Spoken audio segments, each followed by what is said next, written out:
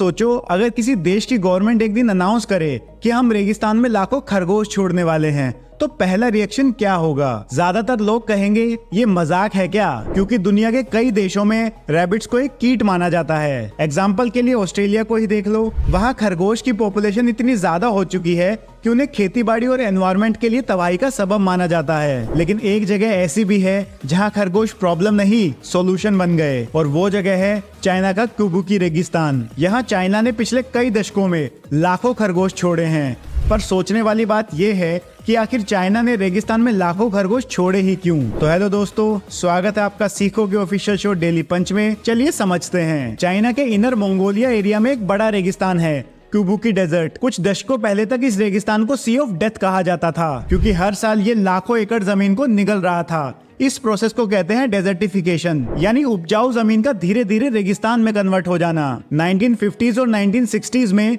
China ने इस problem को रोकने के लिए बहुत अटेम्प्ट्स किए। पेड़ लगाए गए, रेत कंट्रोल स्टेशंस बनाए गए, लेकिन रेगिस्तान की हवा और शिफ्टिंग रेत के सामने ये सब काफी नहीं था। तब एंट्री होती है एक लोकल बिजनेसमैन की। एक चाइनीज बिजनेसमैन वांग वेनबायो ने डिसाइड किया कि रेगिस्तान को रोकने के लिए कुछ अलग करना पड़ेगा। उसने डेजर्ट के अंदर विलो के पेड़ लगाना शुरू किए। विलो का पेड़ एक स्पेशल प्लांट होता है। इसकी रूट्स कई 100 फीट तक जमीन के अंदर जा सकती है और मॉइस्चर ढूंढ सकती है। अगर ये ट्री सरवाइव कर जाएं, तो ये रेत को स्टेबलाइज कर सकते हैं। फिर कुछ सालों बाद एक प्रॉब्लम आ गई। विलो के पेड़ बढ़ तो रहे थे, लेकिन अगर उन्हें पेपर और फर्नीचर इंडस्ट्री के लिए यूज करना था, तो उनकी एक्स्ट्रा ब्रांचेस को रेगुलर कट करना जरूरी था। डेजर्ट में ये काम मैन पावर से करना बहुत महंगा और मुश्किल था। तब साइंटिस्ट ने एक इंटरेस्टिंग ऑब्जर्वेशन नोटिस की। रेक्स रैबिट्स नाम की एक रैबिट ब्रीड विलो की नई टहनियां खाना पसंद करती हैं। यानी खरगोश नेचुरली वही काम कर रहे थे जो इंसान को मैन्युअली करना पड़ता। इसलिए चाइना ने बहुत बड़ी खरगोश की फार्मिंग स्टार्ट की।